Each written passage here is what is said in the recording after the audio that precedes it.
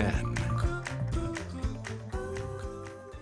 As the government shutdown drags into day 32, millions of Americans have lost SNAP benefits.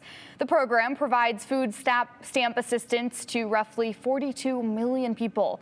Two federal judges have ordered the Trump administration to use emergency funds to provide at least partial food stamps to benefits to those impacted. Welcome to this early edition of the Saturday Evening News, and thanks for joining us. I'm Abby Wilt.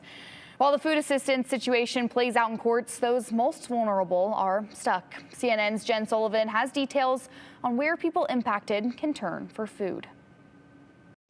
Decorations hang outside the Underwoods' home as they wrap up Halloween celebrations.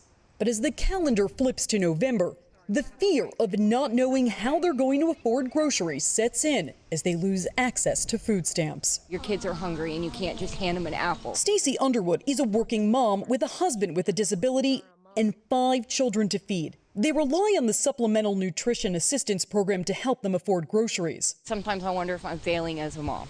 Roughly 42 million Americans receive SNAP benefits. The program is federally funded. But without Congress passing a new spending plan, there is not enough money to fully fund the program, frustrating many who need it. Food should not be a political argument. 2 federal judges have ordered the Trump administration to use emergency funds to provide at least partial food stamp assistance. And President Donald Trump says his lawyers are asking the courts for legal direction, but ultimately said ending the shutdown would be the best solution. All they have to do is say the government is open and that's the end of it. Even though SNAP is federally funded, states distribute the benefits. Some state governments have stepped up to pay for the program until the federal shutdown ends. Meanwhile, many local food banks are worried about not having food. Food shelves were never intended to replace grocery stores.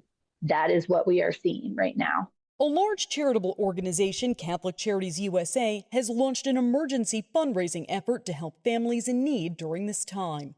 I'm Jen Sullivan reporting. And here in Idaho, many families are feeling the impact of missing paychecks and uncertainty surrounding their food assistance programs. Friday, food banks across the state spent the day packing and preparing for a surge in demand. Ralph May, that's the executive director of St. Vincent de Paul, Southwest Idaho, says the government shutdown is pushing more people to local pantries, including those who rely on SNAP benefits or food stamps. He says they've seen a 27% to 30% increase in demand just in the past month.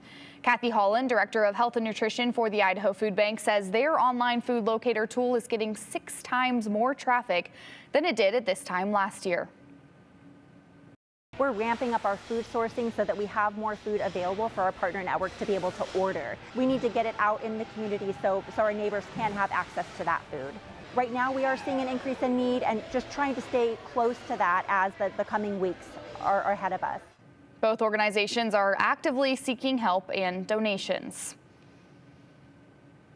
And Boise Mayor Lauren McLean spoke up today while at the Boise Farmers Market about SNAP benefits expiring. She says this affects 25,000 people in Ada County and that the city is now working with the Idaho Food Bank, the Boise Farmers Market, and United Way to connect people with resources. We are doing everything possible to work with organizations to ensure that our friends, family, and neighbors affected by the pause of SNAP benefits can receive the food that they and their families need to stay healthy and nourished. And in a true Boise way, people are stepping up. Mayor McLean says if you are in need to reach out to the city, she says that we will get through this together.